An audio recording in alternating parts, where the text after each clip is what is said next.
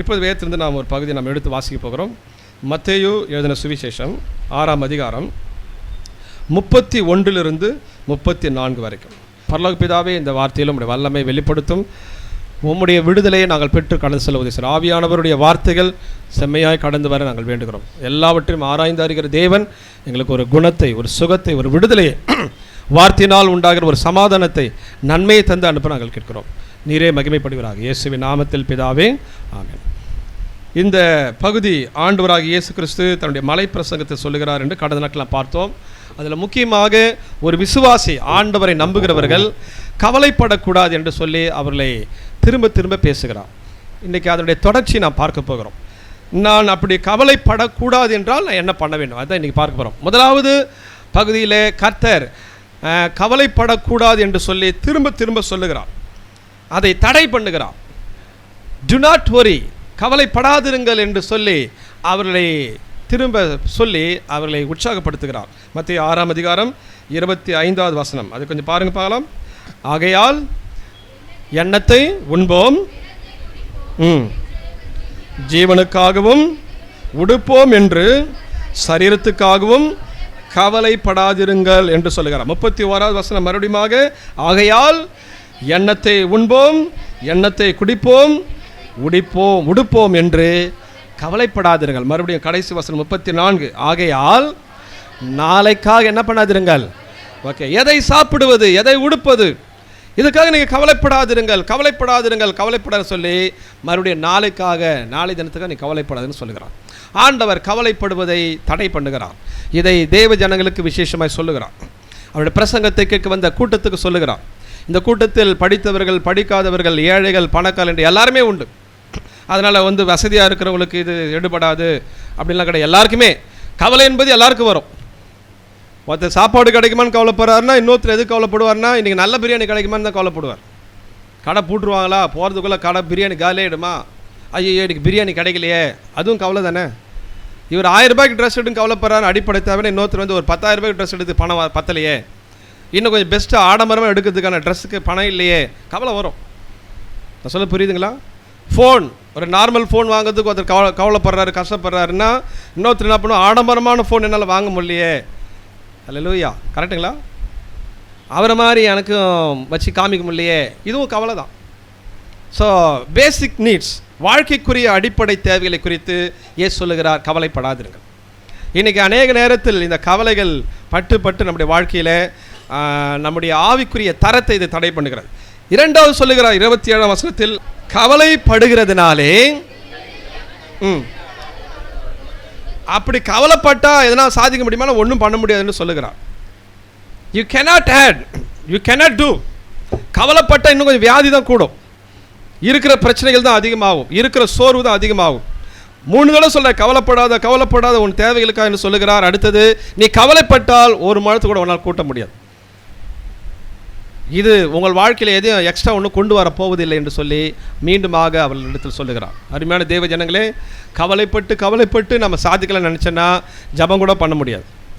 கவலைப்படுகிறதுனாலே நான் இதை பெறுவேன் என்று நினைத்தால் இருக்கிற விசுவாசமோ சோர்ந்து போகும், இருக்கிற வளர்ச்சியும் தடைபட்டு போகும். அதைத்தான் சொல்லுகிறார், இந்த கவலைப்படுகிறதுனால் ஒரு பிரயோஜனம் இல்லை என்று சொல்லுகிறார்.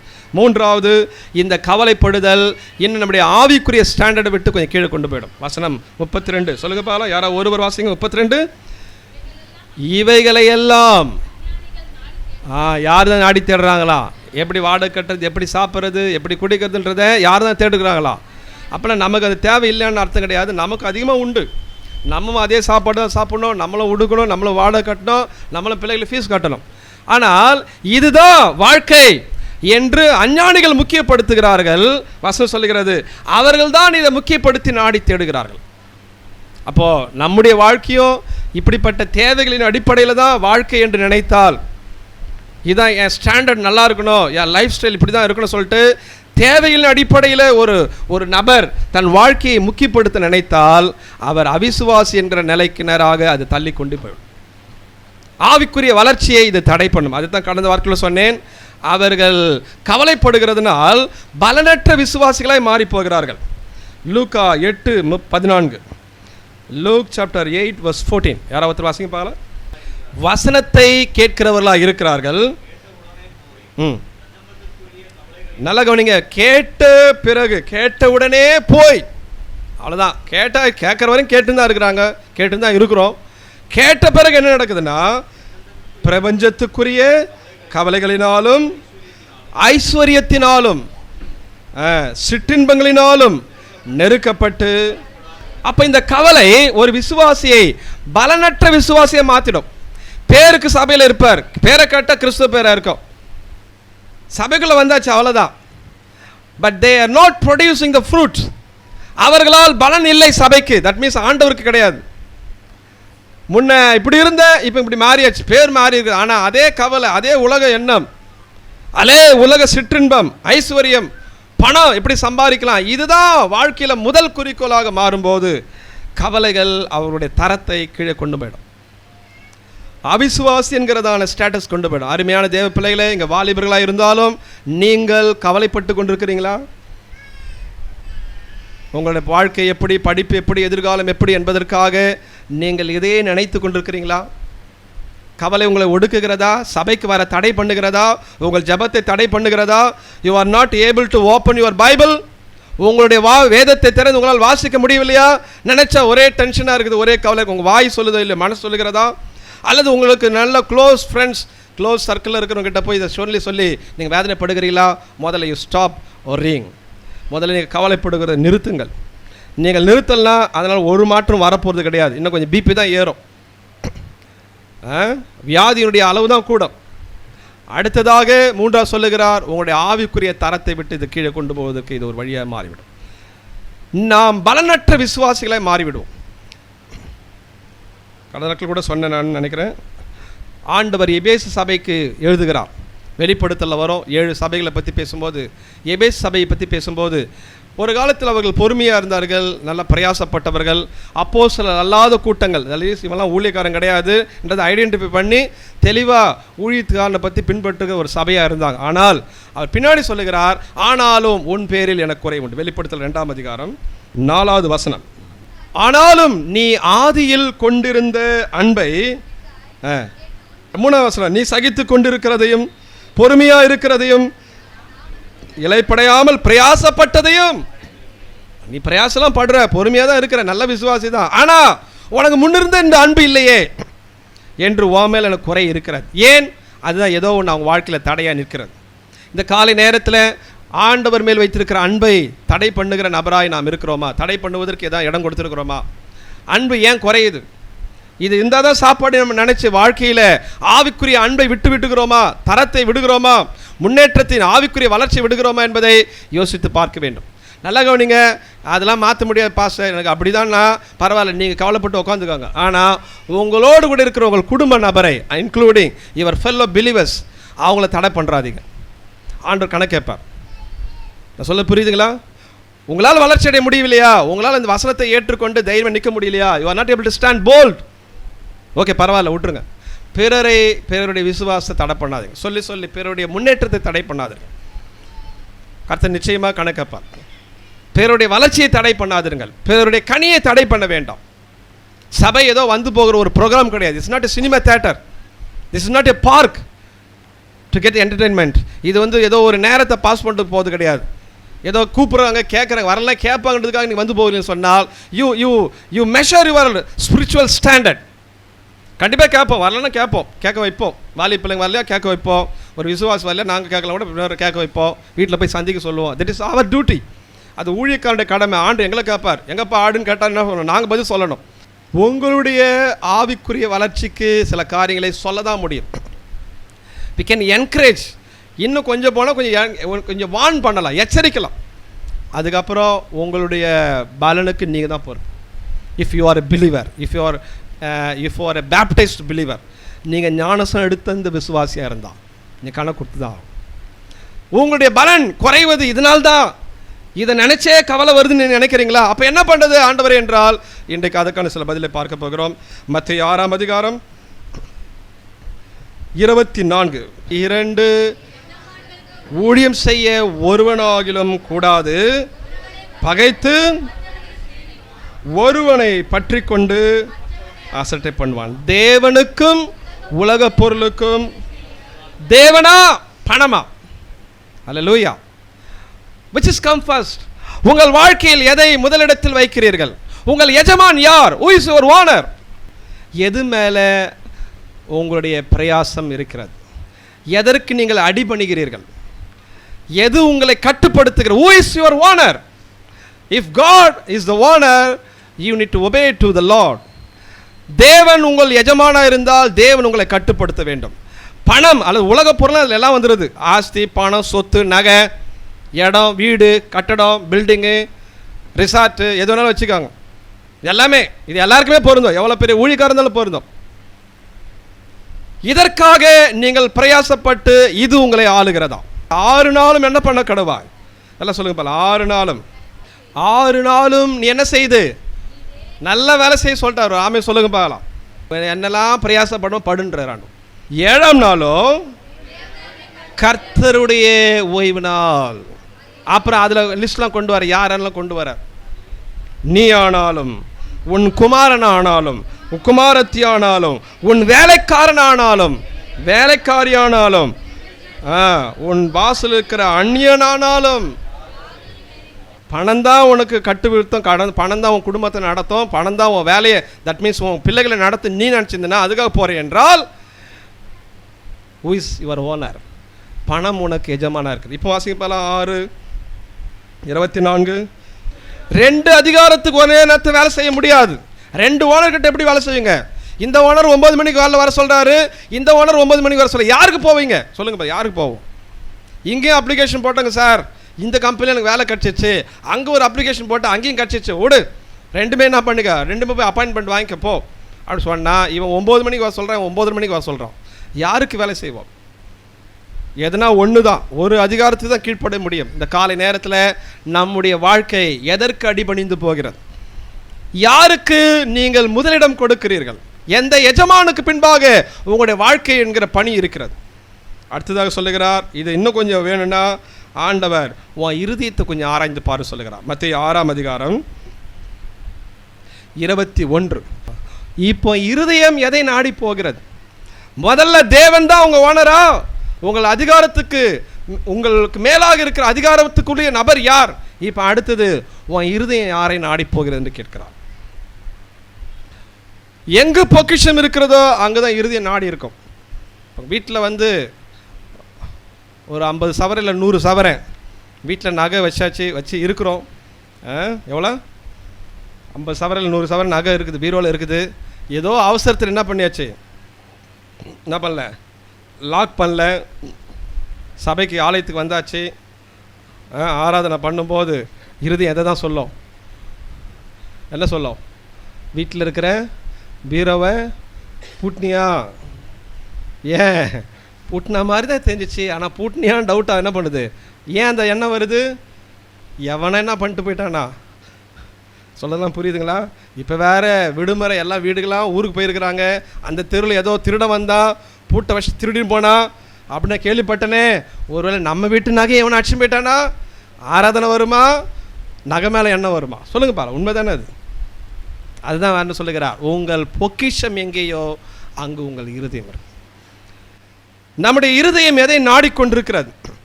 கவலைகள் ஏன் வருகிறது சொன்னால், இருதயத்தினுடைய நிலையை நாம் சரியாக நிதானிக்க அறியணும். தன் இருதயத்தை நிதானிக்க அறிய தெரியவில்லையா? வேதத்தில் கண்டுபிடிக்கணும். அது இருதயம் திருக்குள்ளது, கேடுள்ளது, மகா கேடுள்ளது, அதை அறியத்தக்கவன் யார்? ஒப்பு கொடுக்கணும். ஒப்பு கொடுத்தாதான் என் இருதயம் எதன் மேல் இருக்கிறது. சிலருக்கு இருதயம் நண்பர்கள் மேல் இருக்கும். நான் சொல்ல புரியுதுங்களா? ஞாயிற்றுக்கிழமை இருக்க மாட்டாங்க. எங்கன்னு கேட்டால் அங்கே ஒரு ஃபங்க்ஷன், அடுத்த வாரம் சொல்லுங்கள் எங்கே, அதுக்கு ஒரு ஃபங்க்ஷன் ரெடியாக இருக்கும். இந்த வாரம் பர்த்டே, அடுத்த வாரம் கல்யாணம், அதுக்கு அடுத்த வாரம் தாத்தா ஒருத்தர் மண்டையை போட்டார். எதுனா ரீசன் இருக்குது. யாருன்னு கேட்டால் ஃப்ரெண்டுக்கு ஃப்ரெண்டாக இருப்பார் அவர். நல்லா புரியுதுங்களா? இருதயம். You need to understand your heart. ஏன் கவலைகள் குறைய மாட்டேங்குது, ஏன் ஜெபம் பண்ணாலும் போக மாட்டேங்குது அப்படின்னா, இருதயத்தை முதல்ல ஆராய்ந்து பாருங்கள். உங்கள் இருதயம் எங்கே நாட்டப்பட்டிருக்கிறது? Where are you focusing? நீங்கள் எதை நீங்கள் பார்த்து கொண்டிருக்கிறீர்கள் உங்கள் இருதயத்தின் மூலமாக? இன்னும் கொஞ்சம் கீழே வர ஆண்டவர். அடுத்து வாசிங்க பாலாம். 22, 23 அப்படியே வாசிங்க பாருங்க எல்லாரும் சேர்ந்து. கண்ணானது உன் சரீரம். ஓகே, அடுத்த வருஷம் 23 எல்லாரும் சேர்ந்து சொல்லுங்க பால. உன் கண்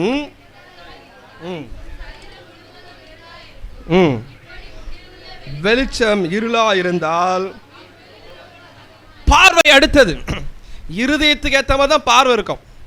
உலக பிரகாரமான பார்வையா ஆவிக்குரிய பார்வையா? லாசரு மரித்து 4 நாளாயிற்று. இது எல்லாருடைய வாயிலிருந்து வருகிற வார்த்தை. இது உலக பிரகாரமாக உண்மைதான். இயேசு சொல்லுகிறார் அவன் நித்திரையா இருக்கிறான், நம்மளாம் எழுப்ப போலான்றார். இது ஆவிக்குரிய பார்வை. கரங்களை நாம சொல்ல முடியுமா? இவர்கள் பார்வையில் மரித்து விட்டான், இயேசுவின் பார்வையில் எழுப்ப போகிறேன் என்று சொல்லுகிறார். சபைக்கு வருகிறோம், வேதத்தை கையில் தூக்கிட்டு வருகிறோம், ஆராதிக்கிறோம், பாட்டுறோம். கண் எப்பவுமே இது மேலே தான் இருக்குது. சில பேருக்கு எப்பவுமே உலக பிரகாரமான காரியத்தில் கண் இருக்கும். எதை பார்த்தாலும் அதில் என்ன கெயின், எதை பார்த்தாலும் அதில் எப்படி சம்பாதிக்கலாம், எப்படி மேன்மை அடையலாம், எப்படி பெரிய ஆள் ஆகலாம். அதாவது பெரிய ஆளாவது தப்பு கிடையாது, நம்ம ஃபோக்கஸ் பண்ணுறது தப்பு கிடையாது, அதெல்லாம் தப்பே கிடையாது. ஆனால் தேவனை விட என் பார்வை, தேவனுடைய சிந்தையின்படி என் பார்வை இல்லைன்னா கொஞ்சம் யோசிக்கணும். கர்த்தருக்கு சித்தமானால் இந்த படிப்பு, கர்த்தருக்கு சித்தமான இந்த வேலையில் நான் கொஞ்சம் உயர்ந்து போகிறேன், தப்பே கிடையாது. கடவுளை அப்படியே ஓரம் கட்டிடுறது, இந்த ட்ரெஸ்ஸு மாத்திரமே செருப்பை மாத்திரமே ஓரம் கட்டிட்டு ஆண்டவர் கொஞ்சம் தள்ளி நிலுக்குங்க ஆண்டவரை. அப்படியே உலக சிந்தை, உலக பார்வை, உலகத்துக்கு ஏதுவான அந்த டார்கெட் ஃபோக்கஸ், இதை வைத்துக்கின்னு ஜபம் பண்ணுறது, இதை வைத்துக்கின்னு உபவாசம் போடுறது, இதை வைத்துக்கின்னு ஆண்டவரிடத்தில் வந்து இப்போ ஆண்டவரே இன்னும் ஏன் செய்யலை இல்லை. முதலாவது உன் இறுதி எப்படிப்பட்டதாக இருக்கிறது, அடுத்து உன் கண் எப்படிப்பட்டதா. உன் கண் தெளிவாக இருந்தால் சரீரம் முழுதும் தெளிவாக இருக்கும். உன் சரீரத்தை சரியாக கண்ட்ரோல் பண்ணலாம். உன் சரீரம் இருக்க வேண்டிய இடத்துல இருக்கும். ஜபம் பண்ணுற நேரத்தில் ஜபத்தில் இருக்கணும், ஆலயத்தில் ஆராதிக்க வேண்டிய நேரத்தில் ஆராதிக்கணும், வேதத்தை வாசிக்க வேண்டிய நேரத்தில் வாசிக்க வேண்டும், பிறரோடு கூட ஐக்கியப்பட வேண்டிய நேரத்தில் ஐக்கியப்பட வேண்டும். அது தனி ஜபமோ குடும்ப ஜபமோ அல்லது சபையோடு கூட இருக்கிற ஜபமோ, ஆவிக்குரிய ஐக்கியம், the fellowship with God's people. உன் கண் கட்டதாக இருந்தால் உன் சரீரம் முழுது எப்படி தான் இருக்கும். பார்க்குறதெல்லாம் உலக பார்வை, உலக பிரகாரம் நண்பர்கள், உலக பிரகாரம் பேச்சு, உலக பிரகாரம் ஐக்கியம், இதெல்லாம் படிச்சுட்டு சபைக்கு ஞாயிற்றுக்கிழமை ஒரு 2 ஹவர் ஊறுகாய் தொட்டுக்கிழமை 2 ஹவர் கொடுத்துட்டு போனால் அதெல்லாம் பத்தாது. அதை வச்சுன்னு விசுவாசம் சொல்ல தேவதுக்கு நமக்கு ஒரு ஒரு ஒரு தகுதியே கிடையாது. ஏதோ ஒரு 2 ஹவர் ஆறாதில் என்ன பண்ண முடியும்? ஒன்றும் பண்ண முடியாது. Are you praying everyday? ஒவ்வொரு நாளும் உங்களுடைய ஜப வாழ்க்கை இருக்கிறதா? கண் அவரை பார்த்தா அவரை பார்க்க சொல்லும். பரமண்டலங்களில் இருக்கிற எங்கள் பிதாவை சொல்லுங்க பாலாம். ஏன் ஒவ்வொரு நாளும் பார்க்க முடியல? கண் இல்லை. தட் மீன்ஸ் ஆவிக்குரிய கண், spiritual eyes, not able to seek the Lord in the prayer. ஒன்றும் தேவையில்ல, ஒரு 10 நிமிஷம் பண்ண முடியாதா? ஒரு 10 நிமிஷம் தேவனுடைய வார்த்தைக்கு அந்த இருதயம் செவி கொடுக்கவில்லை, கண்கள் பார்க்க முடியுது. ஏன் வேதத்தை பார்க்குறது? ஏன் கண் இல்லை? கண்ணு நல்லா தான் இருக்குது, ஆனால் எதை பார்த்துன்னு இருக்குது? எதை பார்க்குது சொல்லுங்க பாலாம். காலையில் எழுந்தவுடன் எனக்கு யாரெல்லாம் லைக்ஸ் போட்டுக்கிறாங்க, என்ன மெசேஜ் வந்திருக்குது, இப்படியே ஓடிக்கொண்டிருந்தால் நம்முடைய கண் பார்க்க வேண்டியதை பார்க்க முடியாமல் போய்விடும். இது சரீரத்தை வேறு டைரக்ஷனாக கொண்டு போயிடும். இது ஒன்றும் வரல, பாவத்தில் வந்து நான் சொல்ல வரவில்லை. ஆனால் இது தேவனுடைய சித்தத்தின் பாதையில் கொண்டு செல்லாமல் கவலைக்கு நேராக இட்டு செல்லும். இது உங்களுடைய வாழ்க்கையில் ஆண்டவர் வைத்திருக்கிற மேன்மையான ஆசீர்வாதத்துக்கு நேராக கொண்டு செல்லாமல் உலக பிரகாரமான மேன்மை, உலக பிரகாரமான ஐஸ்வர்யம், உலக பிரகாரமான புகழ், உலக பிரகாரமான ஆடம்பரத்துக்கு நேராக கொண்டு செல்லும். அவ்வளோதான். உன் சரீரம் இருளாக இருந்தால் உன் கண் கட்டதாக இருந்தால் உன் சரீரம் முழுது எப்படி தான் இருக்கும்.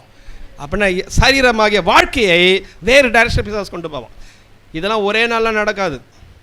ஒரே நாளில் இப்படிலாம் ஒன்றும் ஆகிட போகுது கிடையாது. நாட்களாக போயினே இருக்கும். இந்த கடிகாரத்துக்கு பாருங்கள், இப்படி போகுது பார்த்தீங்களா? இல்லை இப்படி போதா, இப்படி போகிற மாதிரி போயினே இருக்கும். இப்படி போதா. ஆவிக்குரிய காரியத்தின் நேராக இருதயமும் கண்களும் சரீரம் போகிறதா? உலக பிரகாரமான காரியத்தின் நேராக இருதயமும் கண்களும் சரீரம் போய் கொண்டிருக்கிறதா? சில பேர் ஒரே மாதத்தில் போய் விழுந்துருவாங்க, சில பேர் கொஞ்சம் கொஞ்சமாக போய் விழுந்து என்ன பண்ணுவாங்க, இடறிப்பாங்க. ஆனால் சபைக்குள்ளே தான் இருப்பாங்க. அவங்கள பார்த்தா சொல்லுகிறார், கவலைப்படாதிருங்கள். கவலைப்படுகிறதுனாலே எதை உன் சரீரத்தில் ஒரு முழத்தை கூட்ட முடியும். உண்மையாகவே இருதயம் தேவன் மேல் தான் இருக்கிறதா? உண்மையாகவே கண் ஆண்டவருக்குரிய காரியம். தட் மீன்ஸ் ஆண்டவருடைய சபை எனக்கு தேவை, ஆண்டவருடைய வார்த்தை எனக்கு தேவை, ஆண்டவருடைய பிள்ளைகளோடு இருக்கிற ஐக்கியம் தேவை, பரலோகம் தேவை, பரலோகத்துடைய ரட்சிப்பு நான் காத்துக்கொள்ள வேண்டும். பரலோகத்துக்காக ஏதாவது என்னால் முடிந்த ஒரு பிரயாசம், ஆண்டவருக்காக சில ஆத்துமாக்களை நான் ஆதாயம் பண்ண வேண்டும். இதான் பரலோக சிந்தை. பூலோக சிந்தை இன்னும் எவ்வளவு வரணும், இன்னும் எப்படி நல்லா ஆடம்பரமாக ட்ரெஸ் பண்ணலாம், இன்னும் எந்த அளவுக்கு என்ன புகழ்ச்சியோடு பேசுவார்கள், இன்னும் எந்த அளவுக்கு நான் அட்ராக்டிவாக நான் பர்சனாக இருப்பேன், இன்னும் எத்தனை பேர் என்ன 10 பேர் பார்த்து என்ன புகழ்ச்சியை பேசுவார்களா, இன்னும் எத்தனை பேர் என் பின்னாடி வருவாங்க என்கிற அந்த சிந்தை, அந்த கண், அந்த இருதயம், இது கவலைக்கு நேராக கண்டிப்பாக கொண்டு செல்லும். நீங்கள் அப்படி போகலாம், போக முடியும் சொல்ல வரல, நல்லா டாப் லெவலில் கூட போகலாம். போயிட்ட பிறகு உங்களை விட 10 மடங்கு ஒருத்தர் மேலே வந்துடுவான். வந்த பிறகு பார்ப்பீங்க, அப்போ நம்மளை விட பெரிய ஆளாக இருக்கிறான், நம்மளை விட ரொம்ப அழகாக இருக்கிறான், நம்மளை விட ரொம்ப ஆடம்பரமாக இருக்கிறான், நம்ம எந்த அளவுக்கு மறுபடியும் பிரயாசப்படும் கடன், மறுபடியும் பிரயாசப்படும் போது கவலைகள் வரும். இதைத்தான் சொல்லுகிறார், உங்கள் இருதயம் எங்கே இருக்கிறது? உண்மையாகவே கர்த்தர்தானா? உண்மையாகவே உங்கள் கண்கள் ஆண்டவரை தான் பார்த்து கொண்டிருக்கிறதா? அடிக்கடி இதெல்லாம் பார்க்கணும். ஓகே, இன்னொரு காரியத்தை கர்த்தர் சொல்லுகிறார், அதையும் பார்க்கலாம். மத்தேயு 6:33. அப்போ என்ன செய்ய வேண்டும்? What I shall I do? Okay, இன்னொரு எல்லாரும் சேர்ந்து, முதலாவது தேவனுடைய ராஜ்யத்தையும். அருமையான வாலிப பிள்ளைகளே, what is your first priority? உங்கள் வாழ்க்கையில் முதல் இடம் எது? கர்த்தர் தானா? கர்த்தருக்குரிய ராஜ்யமா? கர்த்தருடைய நீதியா? நீதி என்று சொன்னால் அவர் பிரியப்பட்டு செய்ய சொல்லுகிற காரியம், அவருக்கு பிடிச்ச காரியம். வேறு ஒன்றுமே சொல்ல போனால் அவருக்கு பிடிச்ச காரியம். ஒரு ராமே சொல்லுங்க பாலாம், எல்லாரும் கரங்களை ராமே சொல்லுங்க பாலாம். எதை தேடணும்? தேவனுடைய ராஜ்யத்தையும். அடுத்தது எல்லாம் சொல்லுங்க பாலாம். எதை தேட வேண்டும்? தேவனுடைய ராஜ்யத்தையும்.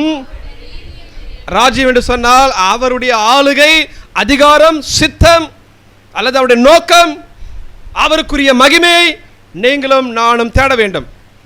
தேடும்போது எதையும் தேட சொல்லிட்டாருன்னா, எதையும் தேட சொல்லிட்டாரு, அவருடைய நீதியை கொஞ்சம் தேடுங்க. அப்படின்னா அவருக்கு எது பிடிச்சதோ, அவர் எதை செய்ய சொல்கிறாரோ அதை தேடுங்க.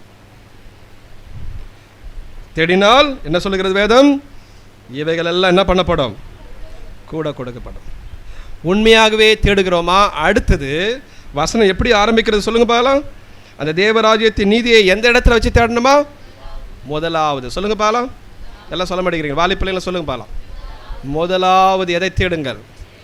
தேவனுடைய ராஜ்யம், தேவனுடைய நீதி, தேவனுக்குரியதை முதலிடத்தில் வைத்து தேட வேண்டும்.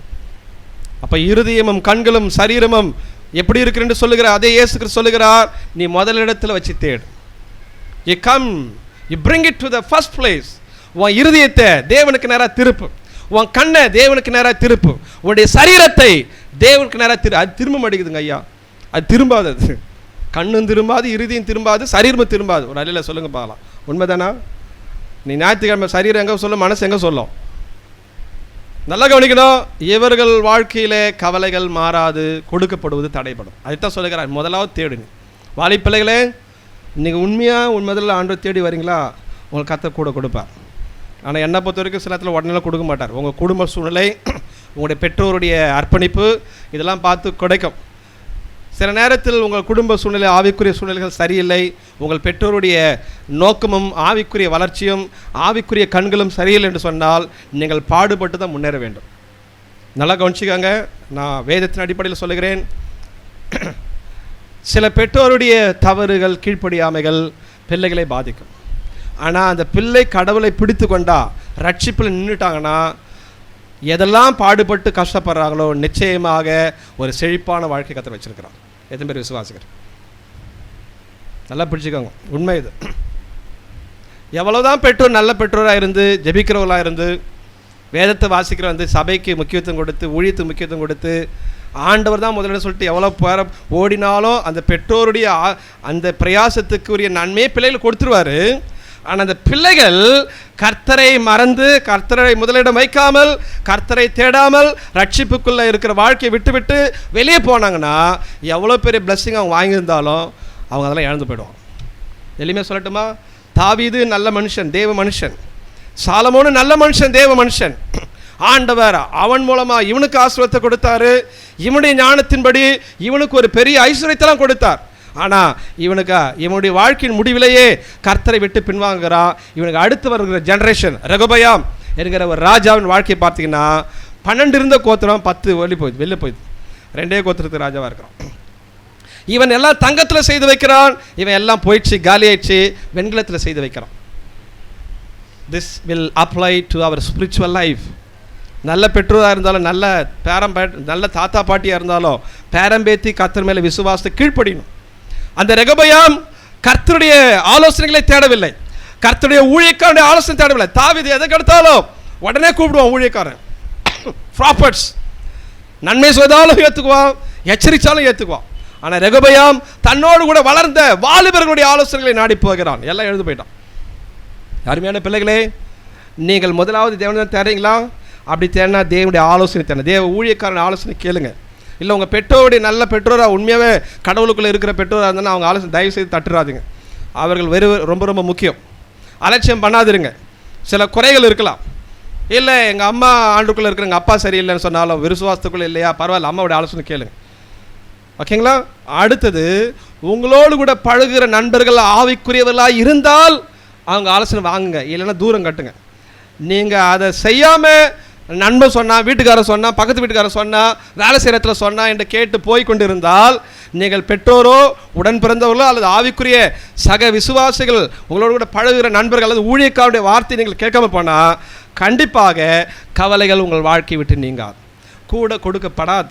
அப்படி கூட கொடுக்கப்படாத காரியம் ஒருவேளை உங்கள் வாழ்க்கையில் வேறு விதத்தில் வந்தால் அது கர்த்தரிடமிருந்து வந்ததல்ல, தைரியமாக சொல்லுவேன், அது பிசாசிடமிருந்து வந்தது. மத்தேயு 4ஆம் அதிகாரம் 8வது வசனம். Matthew chapter 4:8.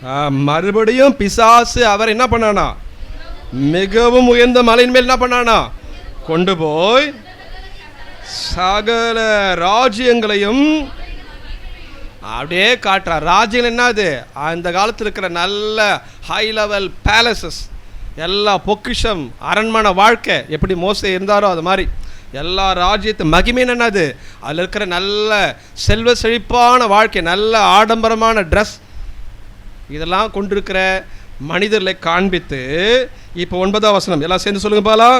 நீர் சாஷ்டாங்கமாய் விழுந்து யாரை பணிந்து கொண்டா? பிசா சொல்கிறான் பாருங்க. உனக்கு என்ன பணம் வேணுமா, நல்ல பெரிய ஆடம்பரமான கார் வேணுமா, பங்களா வேணுமா, என் பின்னாடியே வா, வந்து என்ன பண்ணு, என் காலில் விடணும். காலில் விடணும் என்ன அர்த்தம், நான் சொல்கிறத கேளு. அதைத்தான் ஏசு சொல்லுகிறார், உங்களுக்கு 2 எஜமான்கள் இருக்க முடியாது. தேவனா, எது அடுத்தது சொல்லுங்க பாலாம், உலக பொருளா? வாலிபர்களே, உலக பொருளுக்காக நீங்கள் ஃபோக்கஸ் பண்ணி ஓடுகிறீர்களா? ஓடி ஒருவேளை ஏமாந்து போயிருக்கிறீங்களா? இனிமேல் ஏமாறாதீங்க. Hold the Bible. உங்கள் வாழ்க்கையில் வேதத்தை பிடிங்க. இது எதெல்லாம் உங்களை விட சொல்லதை விட்டுருங்க. கஷ்டமாக தான் இருக்குப்பா சொன்னால், ஆமாம், எல்லா ஊழியக்காரமும் கஷ்டம்தான். சொல்கிறதுனா எங்களுக்கு என்ன எல்லாமே ஈஸியா? இல்லை, உங்களோட எங்களுக்கு தான் என்ன கேட்டால் கஷ்டம். உங்களோட அதிகமாக எங்களை தான் என்ன சில சின்ன சின்ன காரியத்தை கூட விட சொல்லுவார். நல்லா புரிஞ்சுக்கணும். நீங்கள் வீட்டாக நீங்கள் பாக்கியவான்கள் உங்களுக்கு கூட கொடுக்கப்படும். ஆனால் அதெல்லாம் விட முடியாது. நான் ஜபம் மட்டும் பண்ணுவேன், சபைக்கு மட்டும் கால் வச்சுட்டு போனால் ஒன்றும் நடக்காது. Your prayer will not be answer. தேடுதல் என்று சொன்னால் தேவனை முதலிடத்தில் வைத்தல். தேவனை முதலிடத்தில் வைத்தல் என்று சொன்னால் அவருடைய வார்த்தையை அப்படியே கீழ்ப்படிதல், அப்படியே செய்யணும். நோவா அப்படியே செய்தான். உலகமெல்லாம் கிண்டல் பண்ணுச்சு. என்னமோ பெருசாக கப்பல் கட்டுறான், மழை வர போகுதுன்றான், இன்னமோ இவ்வளோ பெருசாக பண்ணுறான், எதுக்கு இவனுக்கு வேலை கட்ட வேலை? அவன் அந்த வார்த்தையெல்லாம் கண்டுகொள்ளவில்லை. அவன் பாட்டுன்னு செய்தான். கர்த்தர் சொன்னார், அதை பற்றி அவனுக்கு ஒரு ஐடியாவும் கிடையாது. கர்த்தர் ஒரு பிக்சர் கொடுத்தார், அவ்வளோதான். இது இப்படி செய், இந்த அளவு, இந்த மரம் இப்படி செய், இதில் அடுக்கு பண்ணு, அப்புறம் மிருகங்களை கொண்டு வா, அடுத்து நீ உள்ளே போன்னு சொன்னார். மற்ற யாரும் உள்ளே வரல, கீழ்ப்படியாமல் போன ஆவிகள். அழைப்பு கொடுத்தான், but they not obeyed, they didn't obey. அவர்கள் கீழ்ப்படியவில்லை. ஓகே, இப்போ ஒரே ஒரு வாசிக்கலாமா? வாசிட்டு முதலிடம் கொடுத்த ஒரு மனுஷன், நிறைய மனுஷன் இருக்கிறாங்க. யோபு 1ஆம் அதிகாரம் அல்லது 4வது வசனம் ஒருத்தர் வாசி. யோபு 1:4 வசனம் 5. விருந்து செய்கிற அவரவருடைய நாள் முறை முடிகிற போது ஒருவேளை என் குமாரர் பாவம் செய்து, எல்லாரும் சேர்ந்து சொல்லுங்க பாலாம், தேவனை எதில் தூசித்திருப்பாங்களா? வாய் கிடையாது, இருதயத்திலே தூஷித்திருப்பார்கள் என்று சொல்லி அழைத்தனுப்பி பரிசுத்தப்படுத்தி. எப்பவுமே இந்த வேலையை செய்கிறாரு. எல்லாம் வேலைக்கு போயிட்டு வாங்கடா, நைட்டு வாங்கடா, ஒரு 10 மணிக்கு வாங்க, உட்காரல வாங்க. அதிகாலமே. He was a great businessman. Not only a great businessman, he was a wealthy person. அவன் வாழ்ந்த இடத்தில் ஏரியாவில் இவன் தான் பெரிய பணக்காரன். ஊரில் நல்ல மதிப்பு. நிறைய வேலைக்காரங்க விட்டு வேலை செய்கிறாங்க. நமக்கு லிஸ்ட்டு போட்டால் கணக்கிலே வராது எவ்வளோ வேலைக்காரங்க சொல்லிட்டு. அவருடைய செல்வத்தின் மதிப்பு கணக்கு போடுறதுக்கு முடியாது. 7000 ஆடுகள், 3000 ஒட்டகத்தை கணக்கு போட்டுக்கோ. ஒரு 2 வீலர் நிற்க வைக்கிறதுக்கு நமக்கு என்ன கிடையாது. இப்போ வீட்டாண்ட காரை ஓடுறதுக்கு, ஆட்டோ ஓடுறதுக்கு தேட வேண்டியதாக இருக்குது. தெருவா அப்படியும் விட்டு போனால் கிராச் ஆகி போய் வச்சுட்டு போயிடுறாங்க. அது யாருன்னு போய் சண்டை போட முடியுமா? நான் என்ன சொல்ல வரேன்னா, ஒரு ஒட்டகம் இன்றைக்கி கணக்கு போட்டு பார்த்தா ஒரு ஒட்டகத்தை நிறுத்தத்துக்கு நமக்கு இந்த சிட்டியில் இடம் கிடையாது. எவ்வளோ சாப்பாடு போட முடியும் சொல்லுங்க பாலாம். He had 3000 camels. எவ்வளோ பெரிய பணக்காரன். 3000 ஒட்டகத்தை வச்சுருக்காங்கன்னா அதை பராமரிக்க எவ்வளோ வேலைக்காரங்க வந்துருப்பாங்க. 1000 ஏர் மாடுகள். அப்புறம் என்ன வச்சுருக்கிறார் அவர்? கழுதைகள். தஸ்மீர் 500 கழுதைகள், 500 ஏர் மாடுனா ஜதை தான், 1000 மாடு. இவ்வளோ வைத்து கொண்டு பெரிய செல்வசீமான். அது மாத்திரமில்லாமல் இவனுக்கு 10 பிள்ளைகள். ஒரு பிள்ளையை வச்சுக்கின்னு சபைக்கு எழுப்பிட்டு வர்றதுக்கு எவ்வளோ நேரம் ஆகுது உங்களுக்கு? ஒரு குழந்தை ரெடி பண்ணி சபை கூட்டினது எவ்வளோ நேரம் ஆகுதுன்னு கேட்குறேன். என்ன சொல்ல, தமிழில் சொல்லட்டுமா உங்களை? ஈஸியாக இருக்குதா கஷ்டமாக இருக்குதான்னு கேட்குறேன். என்ன தான் சாக்கு சொல்லுவோம்? குழந்தை போகிற நேரத்தில் தான் என்ன பண்ணிச்சு, காக்கா போய். சில பேருக்கு அதான் சொல்லுவோம். 10 பிள்ளை வச்சுருக்கிறான். இவ்வளோ பெரிய ஃபேக்ட்ரி, இவ்வளோ பெரிய கம்பெனி, இவ்வளோ பெரிய வேலைக்காரங்கிறான். அன்றைக்கி ஒரு வேளை மொபைல் ஃபோன் இருந்துச்சுன்னா அவனுக்கு வராத கால்ஸ் இருந்திருக்காது. ஒவ்வொரு டிபார்ட்மெண்ட்லேருந்து ஒரு கால் வந்திருக்கும். ஐயா, நான் கேமல் டிபார்ட்மெண்ட்லேருந்து பேசுகிறேன், தீனி காலி ஆயிடுச்சு, ஒரு 10 பேர் எனக்கு வேலைக்கு வரல, எல்லாம் சம்மர் ஹாலிடேஸில் ஊட்டிக்கு போயிட்டாங்க ஐயா, டிமாண்டாக இருக்குது, என்ன பண்ணு கேட்டிருப்பான். இந்த பக்கம் ஆடு மேய்க்கிறவங்க ஒரு ஃபோன் பண்ணியிருப்பான். நான் சொல்ல கவனி, கொஞ்சம் யோசித்து பார்க்கணும். பட் இவ்வளவுகள்லாம் இருந்தும் அவருடைய focus not the money, not the business, not the people, but for the holiness. எத்தனை பேர் ராமே சொல்ல முடியும்? இப்போ வாசிக்கும் பால வசனம் 5, எல்லாரும் சேர்ந்து சொல்லுங்க பால. வசனம் 5, விருந்து. சத்தத்தை வைத்து வாசிக்கிற. விருந்து 4 முறை முடிகிற போது, ஒருவேளை என் குமாரர் பாவம் செய்து இருதயத்திலே தூஷித்திருப்பார்கள் என்று சொல்லி அழைத்தனுப்பி பரிசுத்தப்படுத்தி எழுந்து அவர்கள் எல்லாருடைய லக்கத்தின்படியையும் இவ்விதமாக, இந்த பிரகாரமாக யோபு ஏதோ ஒரு தடவை இல்லை, ரெகுலராக பண்ணி கொண்டு வர. அருமையானவர்களே, ஆண்டவர் ஆஸ்வத்தை கொடுப்பார். நான் சொல்கிறேன், ஐஸ்வர்யன்ற ஆஸ்வத்தை கூட கொடுப்பார். உங்களை பெரிய பணக்காரனை கூட மாற்ற முடியும், நான் அதை நம்புகிறேன். ஆனால் யாரு கொடுப்பார்? சும்மாலாம் கொடுக்க மாட்டார். இல்லை என்றால் வேறு தரமற்ற வழி, பாவமான வழி, உலகப்பிரகாரம் வழியில் போயிட்டு பெரிய ஆள் ஆகலாம். அதை பிசாசு சொல்கிறானே, நீ என் காலில் விழு, நான் ஒன்று பெரிய ஆள் ஆக்குறேன்ற. ஆண்ட சொல்ல அப்பால போ பிசாசு. உன்னுடைய பணம் எனக்கு தேவையில்லை, உன்னுடைய அதிகாரம் எனக்கு தேவையில்லை, உன்னுடைய பெரிய அந்தஸ்து எனக்கு தேவையில்லைன்னு சொல்லி போ என்று அனுப்புகிறான். எல்லாம் வந்து எங்கேருந்தான் வரணும்? பிதா கிட்டேருந்து வரணும். ஒரு ஆமை சொல்ல முடியுமா? விசுவாசிகளே, பிசாசுக்கிட்டையும் கொஞ்சம் வாங்கிக்கணும், ஆண்டுகிட்ட கொஞ்சம் வாங்கிக்கணும். ஆண்டு இன்னும் கொடுக்கலாம் சொல்லாதீங்க. நீங்கள் யோசிங்க, உங்கள் இருதயம் எங்கள் மேலே உண்மையாகவே கர்த்ததானா? உண்மையாகவே நீங்கள் உங்கள் அழைப்பில் உண்மையாக இருக்கிறீங்களா? தட் மீன்ஸ் உங்கள் கமிட்மெண்ட்டில் உண்மையாக இருக்கிறீங்களா? ஏன் கவலைகள் இன்னும் வந்து கொண்டு இருக்கிறது? ஏன் கவலை நீங்கவில்லை? கவலை எல்லாருக்கும் வரும் தான். இன்றைக்கி நான் பேசுகிறேன், நாளைக்கு எனக்கு வரும். ஆனால் இந்த கவலை அழுத்தக்கூடாது. இந்த கவலை உங்கள் முன்னேற்றத்தை, ஆவிக்குரிய தரத்தை கீழே இறக்கக்கூடாது. வாலிபர்களே, உங்கள் ஸ்டாண்டர்ட் எப்படி நீங்கள் யோசிச்சுக்காங்க. இப்போ நீங்கள் போடுற விதை பின்னாடி பலன் கொடுக்கும். நீங்கள் போடுற இப்போ அஸ்திபாரம் நல்லா இருந்துச்சுன்னா உங்களுடைய ஃப்யூச்சர் லைஃப் நல்லாயிருக்கும். நீங்கள் இப்போ தரமற்ற ஒரு அஸ்திபாரத்தை போட்டு சபையில் இருக்கலாம், நீங்கள் சபைக்கு காட்சி கொடுக்கலாம், உங்கள் பெற்றோருக்காக வரலாம், போதகருக்காக வரலாம், கேட்குறவங்களுக்காக வரலாம். இல்லை, உங்கள் இருதயம் எங்கே இருக்குது? உண்மையாகவே டோட்டலி டிபெண்டிங் ஆன் காட், உண்மையாகவே தேவன் பேரில் இருந்தால் எவ்வளோ பிரச்சனை வந்தாலும் உங்களால் மேற்கொள்ள முடியும். நீங்கள் நின்று காண்பிக்க முடியும், உங்கள் வேலை ஸ்தலத்தில் நிற்க முடியும், உங்கள் படிப்பில் உயர்ந்து அநேகருக்கு சாட்சியாக இருக்க முடியும், கனியை கொடுக்க முடியும். அதான் சொல்ல வருகிறேன். கனியற்ற வாழ்க்கைக்கு நேராக உங்களை கொண்டு போகாது. யோபு அவன் வாழ்ந்து காண்பித்தான். வெறும் வாயில் சொல்லலை, வெறும் வாயில் ஜபம் அல்ல, வெறும் வாயில் ஆராதனை அல்ல. அவன் வாழ்க்கையிலே தன் குடும்பத்தோடு கூட ஆராதித்தான், தன் பிள்ளைகளை அமர வைத்தான். இவ்வளோ பெரிய பணக்காரனுக்கு இருக்கிற பிள்ளைங்க என்ன கீழ்ப்படியுமா? சொல்லுங்க பார்க்கலாம். நம்ம பிள்ளைங்களே சொல்கிற பேச்சு கேட்காது. கொஞ்சம் நல்லா நீங்கள் இன்னும் கொடுத்து பாருங்கள், எல்லாத்தையும் சபைக்கு கூட வரமாட்டாங்க. எதுக்கு வரணும்னு கேட்பாங்க, சபைக்கு வந்து என்னன்னு கேட்பாங்க. அப்புறம் இன்னும் கொஞ்ச நாள் போச்சுன்னா நல்லா சொன்னோம். இதெல்லாம் ஒரு பக்கம் இருந்தாலும் அவன் தன் பிள்ளைகளை அழைத்து அனுப்பினான். ஒரு ஆமை சொல்லுங்க பாலாம். அப்படி வருதுங்களா, வசனம் வருதுங்களா? ஓகே. தங்கள் இருதயத்தில் தூஷித்திருப்பார்கள் என்று சொல்லி அவர்களை என்ன பண்ணுகிறான்? அழைத்து அனுப்பி. சில பேர் அழைப்பு கொடுத்தா வரது உட்கார மாட்டாங்க. ஏன் சொல்றேன்னா, இதில் உங்களுடைய இருதயம், உங்களுடைய பற்று, உங்களுடைய ஆவிக்குரிய வாஞ்சை இதில் காமிச்சிடும். சில நேரத்தில் மறக்கலாம், சில நேரத்தில் பலவீனங்கள், வியாதிகள் எல்லாருக்குமே தான் வரும், எங்களுக்கு கூட தான் வரும். பட் உங்களுடைய ரெகுலர் ப்ரையாரிட்டியில் விட்டுறாதீங்க. யோபு ஜபம் பண்ணினா மொத்தத்தில் சொல்ல போனால் எத்தனை பேர் ஆமே சொல்ல முடியும்? கரங்களை ஊற்றி ஆமே சொல்லுங்க பாலாம். நல்ல கரங்களை ஊற்றி ஆமே சொல்ல முடியுமா? Are you praying? இப்போ கேட்குறேன். ஒன்றும் இல்லாத பணக்காரனாக, ஒன்றும் இல்லாத என்ன தரித்திரனாவன், பிச்சைக்காரனா? why you are praying? ஏன் ஜபம் பண்ணுறீங்க? கொடுக்கறதுக்காக ஜபமா அல்லது ஆண்டவருக்காக ஜபமா? இவன் எதனா ஆண்டவரே பத்தலை, பிஸ்னஸில் பணம் வந்து ரொம்ப கடனாகி போச்சு ஜபம் பண்ணுறானா? என் பிள்ளைகள் பாவம் பண்ணியிருந்தா மன்னிச்சிருங்க ஆண்டவர். எத்தனை பேர் ஆமே சொல்ல முடியும்? இன்றைக்கி நம்முடைய ஜபம் எதை சார்ந்திருக்கிறது? இன்னும் படிப்புக்கு பணம் பத்தலை, ஃபீஸ்க்கு பணம் பத்தலை, இன்னும் வாழை கத்த பணம் இல்லை, இதுக்காகவே ஜபமா? அல்லது கர்த்தாவே என்கிட்ட என்ன பாவம் இருக்குது, என் வீட்டுக்காரர்கிட்ட என்ன பாவம் இருக்குது, என் பிள்ளைங்கிட்ட என்ன பாவம் இருக்குது, என் பேர பிள்ளைங்கிட்ட என்ன பாவம் இருக்குது? நீங்கள் ஜபம் பண்ணி பாருங்கள். இதுக்காக கொஞ்சம் உபாசம் போட்டு பாருங்கள். கர்த்தர் நிறைவானதை கொடுக்குறவருக்கு. இதெல்லாம் பண்ணிவிட்டு ஒன்றும் என்ன பண்ணல, அப்படியே லக்ஸரியெல்லாம் வைக்கல, அவனை தூக்கி ஒரு பெரிய பழத்தில் போட்டார். இதுக்கப்புறம் தான் அவனுக்கு பிரச்சனை வந்துச்சு. அது பிசாசு கொடுக்குறது. அதனால் நீங்கள் உண்மையாக இருந்து உண்மையாக ஜெபம் பண்ணுறதுனால உங்களுக்கு பிரச்சனைகள் வராது என்று சொல்ல முடியாது. சில நேரத்தில் நீங்கள் அந்த பள்ளத்தில் போய் வரலாம். ஆனால் மீண்டுமாக ஒரு சந்தோஷமான செய்தி, எதை இழக்கிறீர்களோ கண்டிப்பாக 2 மடங்காக கொடுப்பார். எத்தனை பேர் விசுவாசிகள்? கரங்களை ஊற்றிராமல் சொல்ல முடியுமா? இதுதான் ஆண்டு நமக்கு கொடுக்குற ஒரு பெரிய ஒரு ஆசீர்வாதம். ஒருவேளை இன்மையில் கொடுக்கவில்லையா, நிச்சயமாக பரலோகத்தில் கொடுப்பார். பரலோகத்துக்காக உங்கள் கண்கள் இருக்கிறதா?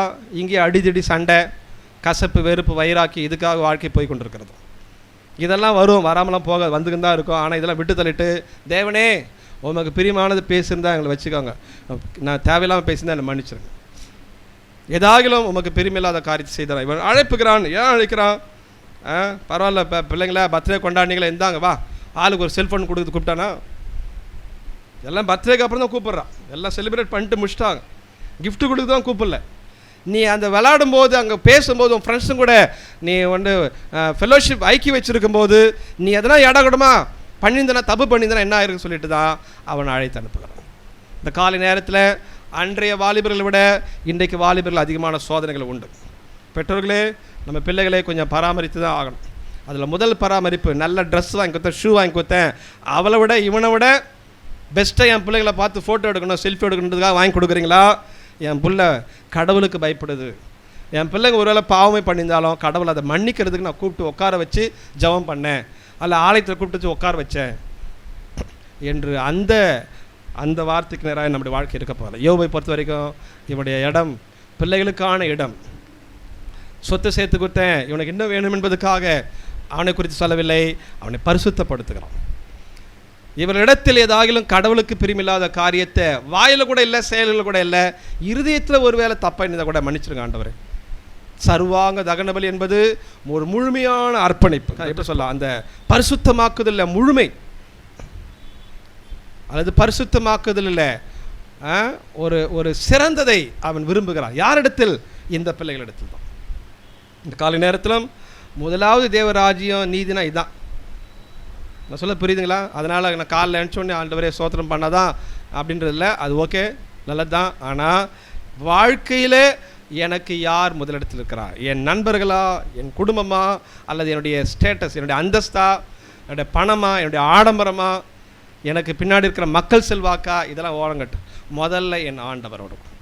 வாலிபர்களே, சகோதர சகோதரிகளே, நீங்கள் எதை முதலாவது தேடுகிறீர்களோ, எதில் உங்கள் இருதயம் இருக்கிறதோ, எதில் உங்கள் கண்கள் பதிந்திருக்கிறதோ, அதன்படி தான் வாழ்க்கை அமையும். இப்போ ஆண்டு சொல்லுகிறார், நாம் கவலைப்படக்கூடாது, தேவையில்லாத அழுது வெம்பி போகிறதை விட தேவராஜ்யத்துக்காக அழுங்கள், சபைக்காக புலம்புங்கள். தேசத்தின் ஜனங்கள் பாவத்துக்குள் அக்கிரமத்தில் இருக்கிறார்களே, அதற்காக நீங்கள் ஓலமிடுங்கள். ஊழியக்கால எங்களுக்காக கொஞ்சம் உபவாசம் பண்ணுங்க. கர்த்தர் உங்களுக்கு நிறைவான ஆசீர்வாதத்தை நிச்சயமாக கொடுப்பார். எத்தனை பேர் விசுவாசிக்கிறீங்க? அல்லையா காணுமே பாச, எங்கே பாச ஜபமே பண்ண முடியல, வாங்க அதுக்கு தான் ஜபம் பண்ணுறதுக்கான தீர்மானங்களை எடுங்க, முயற்சி எடுங்க. வாலி பிள்ளைகளே, உங்களால் முடியலையா, யூ ட்ரை வித் அதர்ஸ். எதுக்கோ நண்பர்களை தேடி போகிறோம், எதுக்கோ நண்பர்கிட்ட ஃபோன் கேட்டு உதவி கேட்குறோம். ஆவிக்குரிய காரியத்துக்கு கொஞ்சம் முயற்சி எடுக்கிறீங்களா? ஆண்களாக இருந்தாலும் சரி, பெண்களாக இருந்தாலும் சரி, நீங்கள் முயற்சி எடுக்க வேண்டும். உங்கள் முயற்சிக்குரிய பலனை கர்த்தர் நிச்சயமாக கொடுக்குறாரு. இந்த காலை நேரத்தில் கர்த்தர் நிச்சயமாக கவலைக்கு வழி வச்சிருக்கிறார். அவ்வளோதான். நீங்களும் நானும் தேடணும். இது மறுபடியும் வரும், மறுபடியும் இந்த தாக்குதல் வரும். ஆனால் ஒவ்வொரு முறையும் இதை கடந்து செல்வதற்காக நாம் தீர்மானம் எடுத்தால் கர்த்தர் நிச்சயமாக நமக்குரிய மேன்மை கொடுப்பார்.